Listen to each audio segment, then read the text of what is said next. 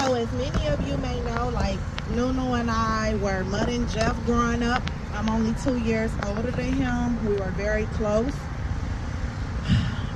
Being the only child, he was like the closest thing I had as a brother. So I consider him to be my brother more than my cousin, even though biologically he my cousin.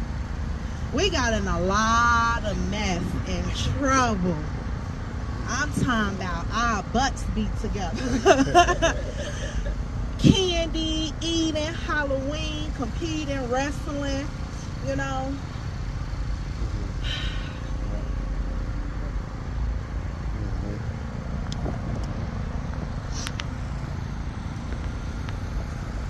You know, it's just hard. I don't care how many years it's been. It doesn't seem like it's been this long.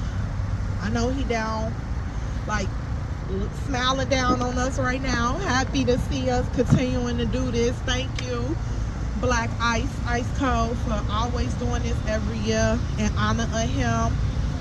We miss you, we love you, and happy 30th birthday, baby. I'm gonna pass it on to... You pick somebody up. My auntie Walene. Okay. I'm passing the mic to my auntie Walene.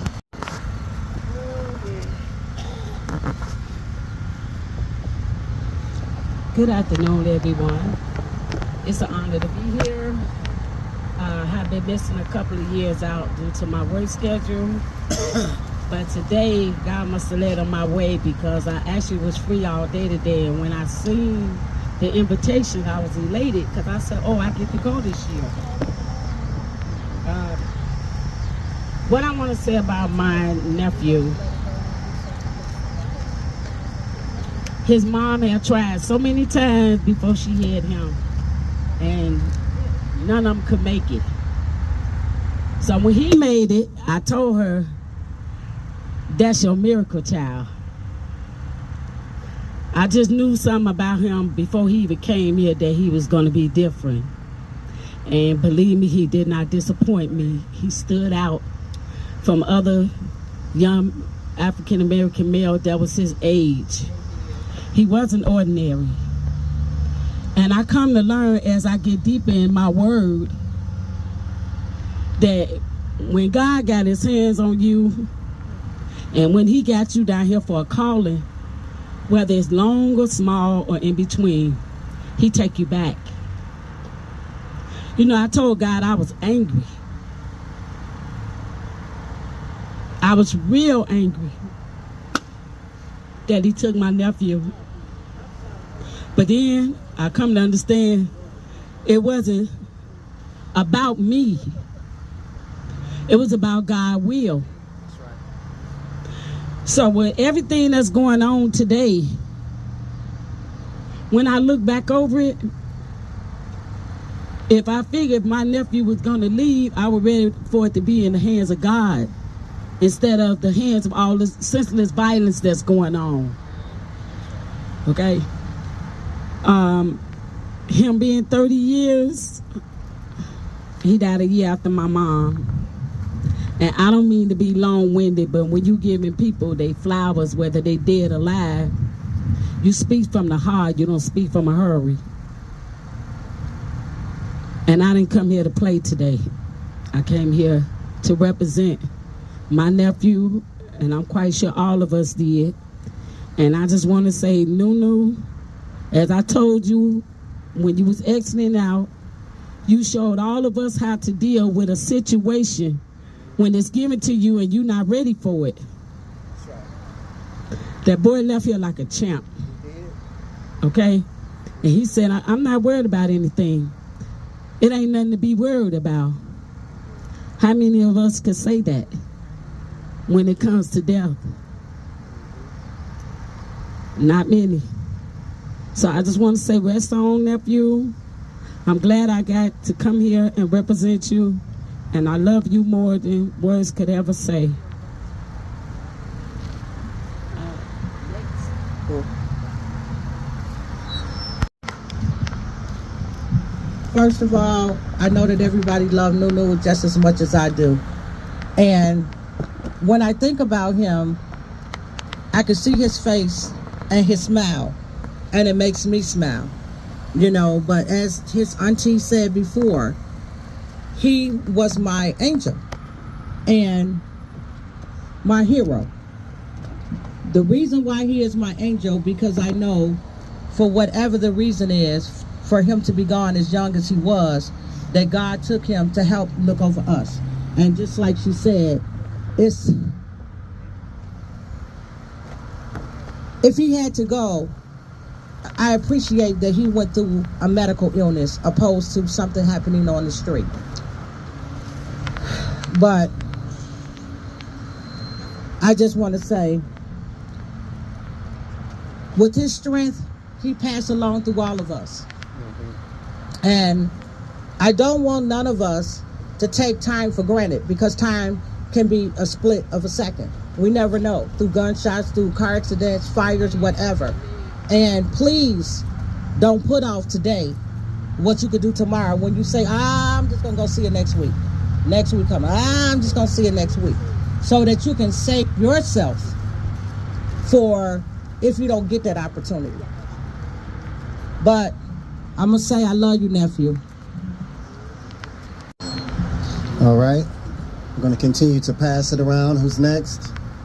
Come on, Barbara. Come on over. Yes, you got to come on over. Barbara's been my BFF, my sister, since March 15th, 1993. When we first started working at Cook County together. We've been at Cook County now for 30 years. Yes. Had our 30-year anniversary, and we've been like through everything. The passing of our fathers, the passing of our mother, the passing of my son. And I remember coming here, talking to them about the plot for Nunu. And Barbara was right there with me.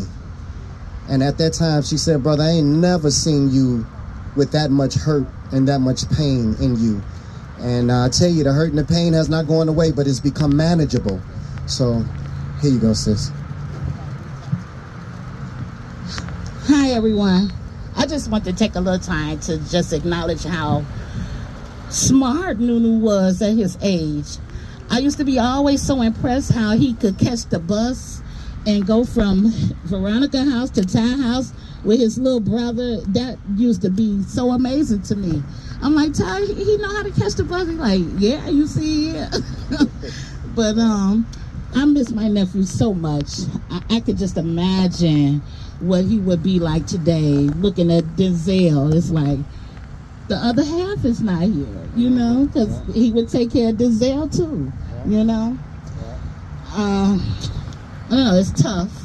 It's tough. They say it get easier with years, the time, but it's tough.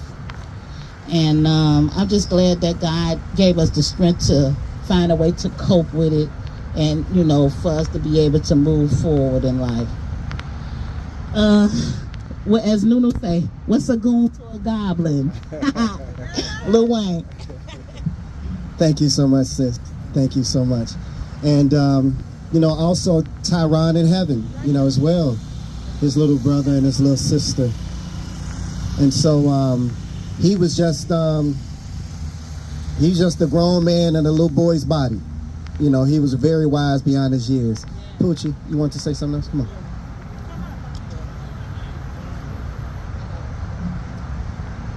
I know that I didn't get to say it, but my nephew was really a wonderful young man, and that's what I liked it about the way he growed up to be at that young age.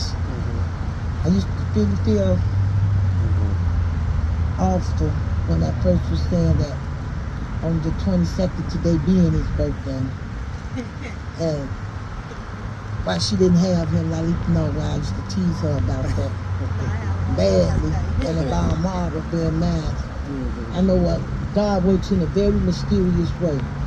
So you can see, being that young man that he was, and that strong young man, going to that school. Me and Nunu had lost a lot of close days because he stayed right next door to me in the neighborhood I was in and everything. We always seen each other on a continuous basis at that bus, on the bus stop and all. So I thought, look at how it would have been if he'd have been born on birthday. It's a happy occasion the day before, but it would have been a sad occasion on your direct birthday. When me and him really saw each other on a regular basis in the neighborhood, so much and so much all the time. Just like his father said, me and him was with each other, and then she know it like she was. They down there with each other. I called them Mutt and Jeff. And my names for them being together like they were. Come on, Mutt and Jeff. Sometimes Tom and Jerry. They know they was together like Mutt and Jeff and Tom and Jerry to me. That's right. They really was together all the time. So they really did stay in touch like that. And it was wonderful to have two little ones like that in your life like that. Yeah. And it made me know. That's why I ain't want no more. Oh, it made me know that they were beautiful. Yeah. Yep. So my nephew was wonderful too. He was awesome. Yep. But I just wanted to say, I love him. Awesome little boy. And that's all I can say about the young man. Like I said, he was wonderful. All right. Let's see. Marcia spoke already. Let's see who else. Did anyone else want to say anything before I get to my wife and before I get to Veronica and myself? Did anybody else want to say anything? Who? Oh, Denzel, come on. Come on, son.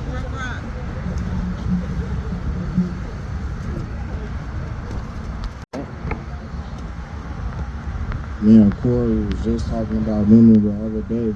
We was just talking about like what he would have been doing if he was still alive, you know what I'm saying? Corey was probably like, he was basically saying like he would have been living downtown somewhere or something like that.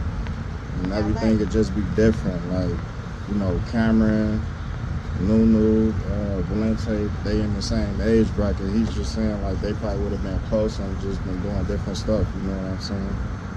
So yeah, I love you, Nunu. I love everybody over here, you know what I'm saying? Everybody in our family, friends, family.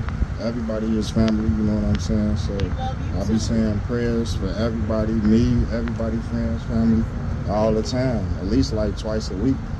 So, yeah, that's it. There you go. Let the young folks speak. The young folks speak. All right. We coming down. Cuz, did you want to say anything? Or did you? Okay. James, did you want to say anything, Cuz? You good? All right, cool. All right. Purple, Lady Di, did y'all want to say anything?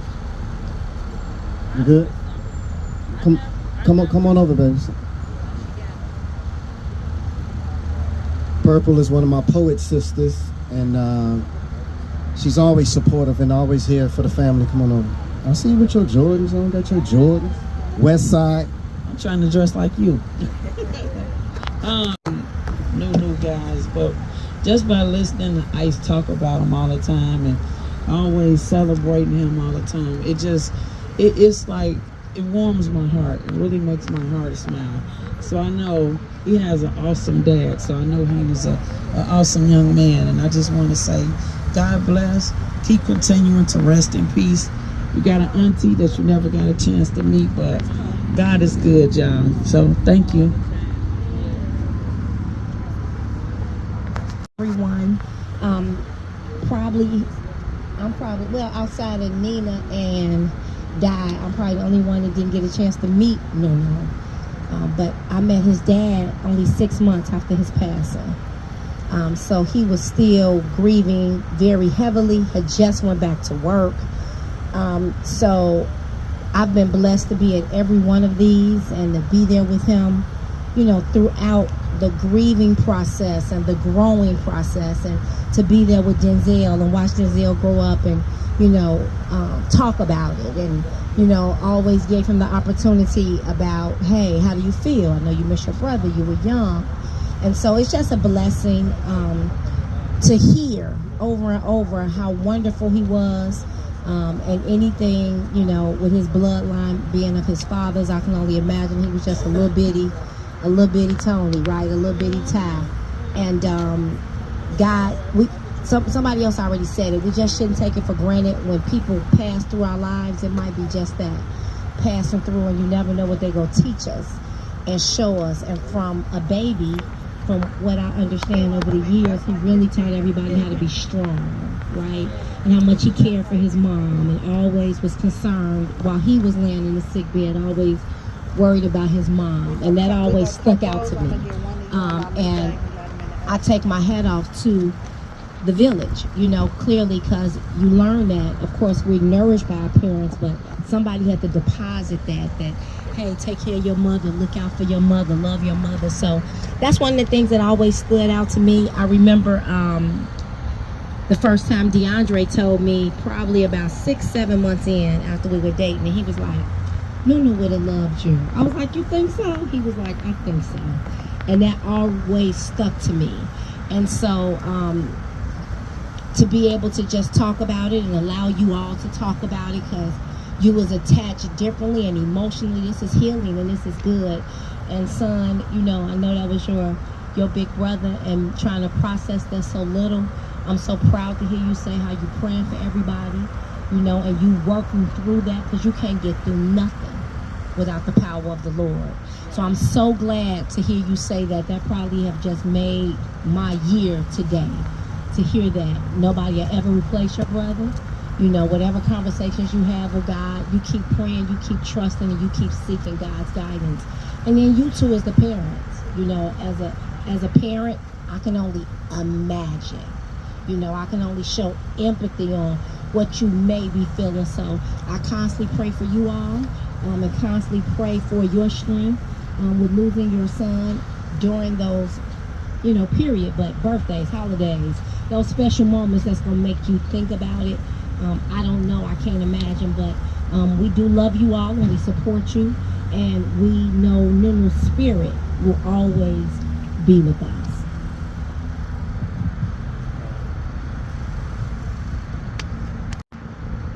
Okay, Lalita. Okay, Lalita. It's on you. Come on. Good afternoon, everyone. As y'all may know, I'm Nunu mom. So I'm gonna tell y'all the real Nunu.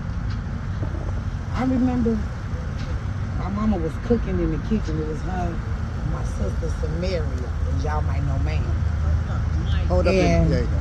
She was cooking, and I said, that grease smell funny. And I know my mama could cook.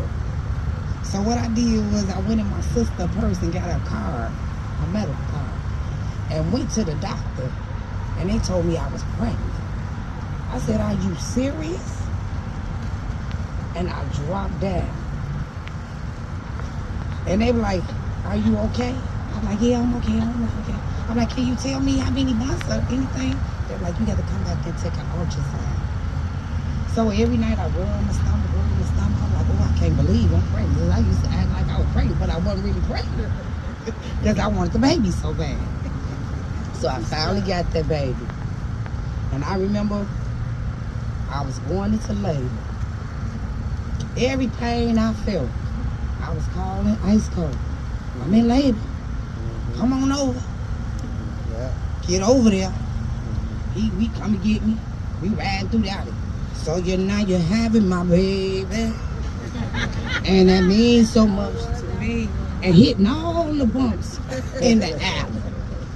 I said, slow down. He's like, okay. So when we get there,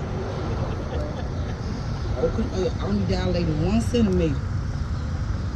I'm like, it's coming. So he left. When he came back, I didn't already had the baby. So why you didn't call me and tell me you had the baby? Yeah. It was too late. I couldn't wait. My sister was like, hold on. Just wait till tomorrow. I had a baby on my birthday. I told her I can't hold on. These pains hurt. But one thing about it is, I remember when my son was sick, he used to always call me. I live in Michigan City, Indiana. He used to call me and say, Mama, when you coming out here to give me a massage? I need a massage. I'm like, boy, I'm coming. Then I'm like, I'm coming now. How long is it gonna take you to get here? I'm like, I'm on my way. Then I get there, he like, oh, this feels so good. This feels so good, Mama. This the best feeling I had. And then he used to always say, Mama, can you bring me some shrimp? Can you fry me some of them shrimp? That's the picture. So I'm like, yeah, I used to go sneak and go buy the shrimp because I started wanting to eat shrimp, and I bought the shrimp. And we cooked the shrimp. I'm up there, just, you know. I can go on and on and on about my son. How he used to hide around the house, hide up on the table. I'm like, no, where you at? Where you at? Where you at? Looking all in the bathroom everywhere, looking for him. And he hid up under the table. Come out. But one thing about it is, I just don't come on his birthdays. I try to come out here to see my son less 3 or 4 times out of a year. People wonder why I cut my hair off. I cut my hair off because of my son. I remember when he cut his hair off and I looked at him and he said, why is you looking at me like that? I said, no reason. So he was in the mirror on Miss Hawthorne's house upstairs, and he was just looking at his hair, and I came behind him. And he looked at me. He said, you cut your hair off? I said, yep. I said, we're going to battle this together. And since he been gone, I still cut my hair off because of my son. Here you go. Y'all give Veronica a nice round of applause, y'all, because I know how difficult it is for me. And so I know it must be even more difficult for her. Today was a day that I didn't even want to get out of bed today.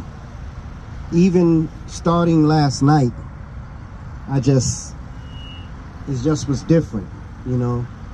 Because again, you always imagine what your life would have been like if he would have still been here in your life, what he would have been accomplishing, what he would have done, whether he would have been married, whether he would have had children or anything like that. There's always the what if, and there's always the wondering that's there. You know, but the Bible says in the book of 1 Thessalonians, the 4th chapter, I would not have you be ignorant of those that are asleep, that you grieve not like other grieves that have no hope. The thing about Miss Tolliver, she was always in church. From the time that I met Veronica and the time that I would come around, she was always in church. The thing about my mom and Vi and all the other matriarchs in our family, they introduced us to God at an early age. And so with introducing us to God, faith came with that introduction. And so no matter how difficult it is, and at times it gets very unbearable, but that faith and that hope is still there, that we're going to see each other again. Revelations, the 21st chapter, the 4th verse says that there will come a time when there will be no more sickness or no more sorrow or no more pain, for the former things will have passed away. And in John, the 6th chapter, Jesus tells those who are listening, he said that I came not to do my own will, but do the will of my Father who sent me. And what is the Father's will who sent me? He said that all that he has given me, that I should lose nothing, but raise him up again at the last day. And so we await that time where we can be reunited with one another. Well, I can see my father, Tyrone, and you see his grave, his headstone is right next to his grandson. And so when we come out here, not only do we see those two, but right here, you see Aura Hawthorne, right here. So we got grandmother, we got grandfather, we got grandson, all in the same place, right here. And there's many more of us that are here buried that are spread it out. My uncle Tyrone Hawthorne, that I never got a chance to meet, but they named me after him. His gravesite is right over there. My cousin Big Mike, his father, James Anthony, is right over here. My grandfather Glenn is right over here. And so like Veronica said, we don't just come out here twice a year on his birthday, July the 22nd, or his death date, September the 3rd. I go to that flea market every other Wednesday, and I'm right across the street. And many times I come over here just to see what the upkeep of the headstones are looking like. And sometimes I have to pull the grass out, and sometimes I have to tell them to raise the headstones up. But they do know that we come and visit these headstones over here. They do know that. And so I just want to say thank you. First of all, I want to thank God for just using Veronica as the vessel to bring my son into this world.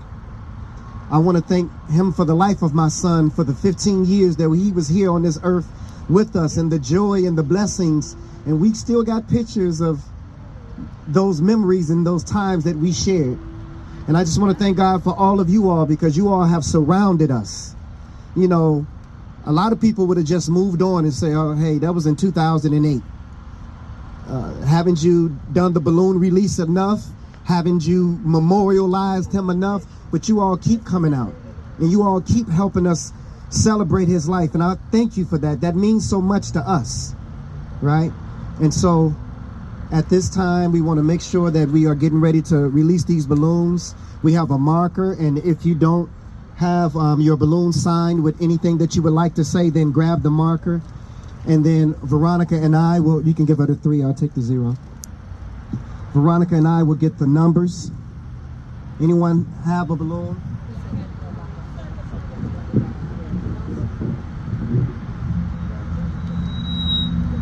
Okay, so we got the word that the cemetery is ready for us to go. I guess they close early on Saturdays, but if you guys can come over here on this side of the camera so that we can get this. Do me a favor, Nina, stop it and start it over. At the top, stop button. You cut it back on? Yeah, it's recording now. Okay. Okay, take a picture of this, Nina, at the bottom. Take another picture.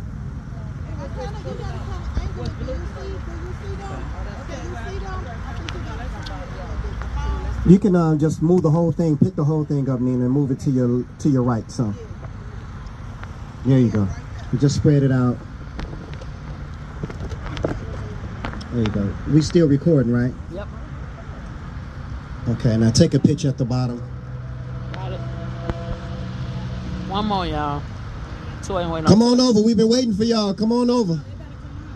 Come on. Come on over. We still recording, right? Uh-huh. Nina, are we still recording? Uh-huh. Okay. All right. So we're going to release these balloons in the memory of Nunu Tyrone DeAndre Hawthorne III. Oh, y'all at the wrong one? So we've been waiting on you. Right. I'm like, I'm sure he thought that was all right, so on the count of 3, we're going to release these balloons. 1, 2, 3. Happy birthday, Nunu!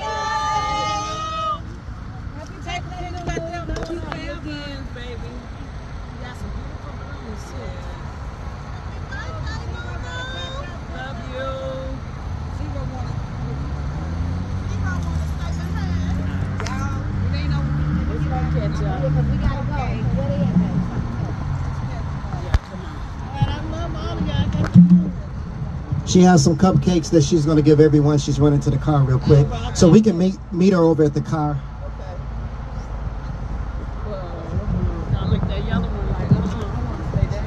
The 0 made it. The 0 made it.